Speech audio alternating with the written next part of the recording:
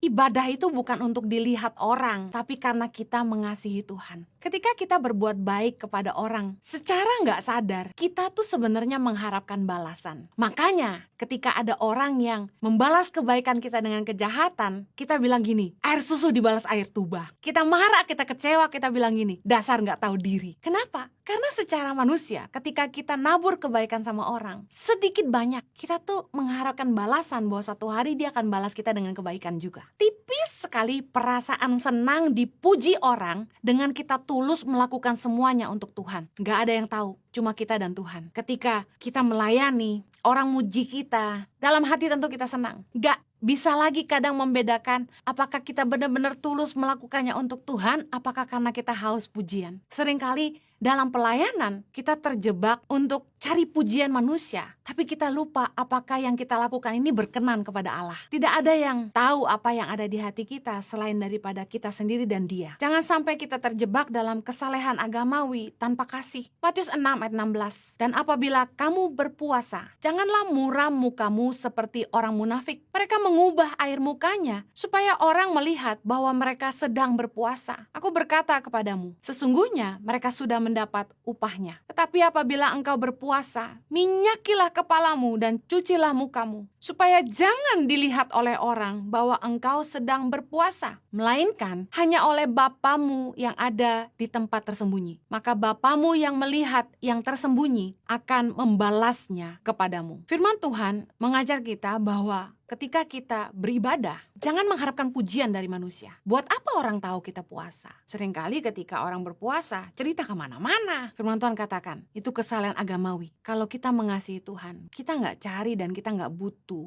pengakuan atau pujian dari orang. Ibadah yang sejati, itu adalah hidup kita. Ibadah itu bicara soal kehidupan dan bukan pelayanan. Bagaimana kita memperlakukan sesama setiap hari, itu adalah ibadah kita. Roma 12, ayat yang pertama berkata, persembahkanlah tubuhmu sebagai persembahan yang hidup, yang kudus, dan yang berkenan kepada Allah. Itu adalah ibadahmu yang sejati. Tuhan mau kita mengerti bahwa persembahan yang hidup adalah segenap hidup kita. Bukan soal pelayanan, tapi kehidupan. Segala sesuatu yang kita kerjakan, segala sesuatu yang kita lakukan dengan hidup kita, bahkan perkataan kita, pemikiran kita, adalah ibadah kepada Tuhan. Seringkali dalam pelayanan dan kehidupan, orang dapat menjadi dua pribadi yang berbeda. Kenapa bisa begitu? Kenapa orang bisa berbeda ketika dia sedang pelayanan dan kemudian jadi pribadi yang berbeda di kehidupan? Karena seringkali kita terjebak, kita memisahkan hidup kita di lingkungan rohani